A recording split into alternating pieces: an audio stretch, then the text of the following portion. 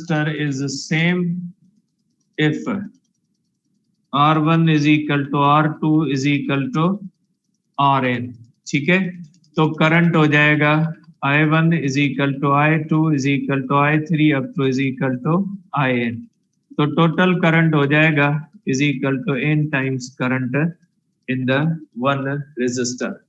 अब अगर इसकी रेजिस्टेंस देखें, इसकी अगर रेजिस्टेंस कैलकुलेट करें तो टोटल रेजिस्टेंस हो जाएगी बेटा I is equal to I1 plus I2 In होगी बेटा, तो I होता है V अपान R इक्विवेलेंट होगा बेटा is equal to V upon R1 V upon R2 plus होगा V अपान Rn बेटा, तो V कॉमन आएगा, equivalent resistance V common, R1 R2 plus हो जाएगा बेटा 1 अपान Rn, V में कैंसिल बेटा, इक्विवेलेंट रेजिस्टेंस आ जाएगी 1 अपान R1 प्लस 1 अपान R2 प्लस हो जाएगा 1 अपान Rn हो जाएगा। ठीक है बेटा, ये इक्विवेलेंट रेजिस्टेंस आ जाएगी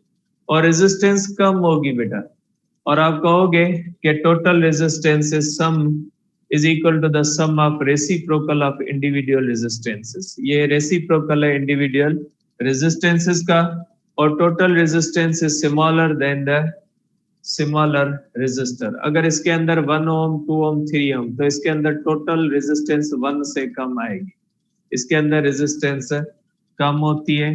तो हमेशा ऐसी जगह जहां पे हमें रेजिस्टेंस कम करनी होती है तो वहां पे कंडक्टर्स को हम पैरेलल रखते हैं, रेजिस्टेंस को कम करने के लिए इस्तेमाल करते हैं।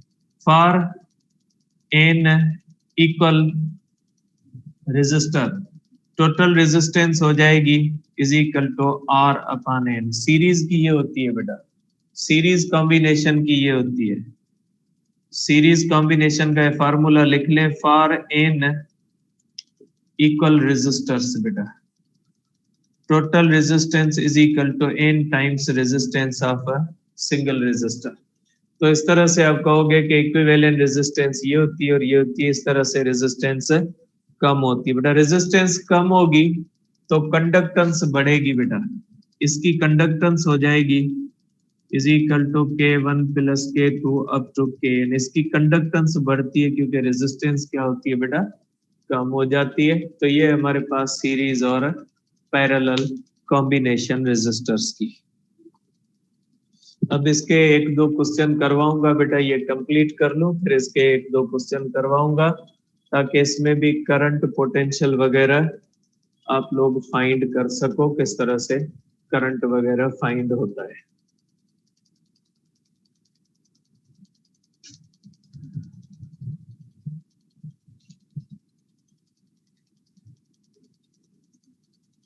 अब देखिए बेटा, इसके बाद है हमारे पास मेरे ख्याल में पावर डिसिपेशन है शायद, जो नेक्स्ट टॉपिक है हमारे पास वो शायद पावर डिसिपेशन का है।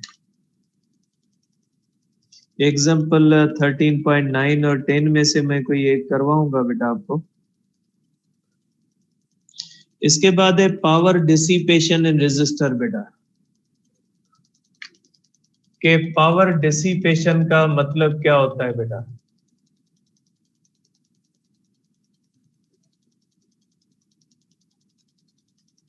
पावर डिसिपेशन किसको कहा जाता है, या पावर डिसिपेशन का मतलब क्या होता है बेटा। एक बात याद रखें बेटा कि energy is stored in capacitor in form of electric potential energy बेटा। ये पहले भी मैंने आपको बताया है, और energy is stored in electric field between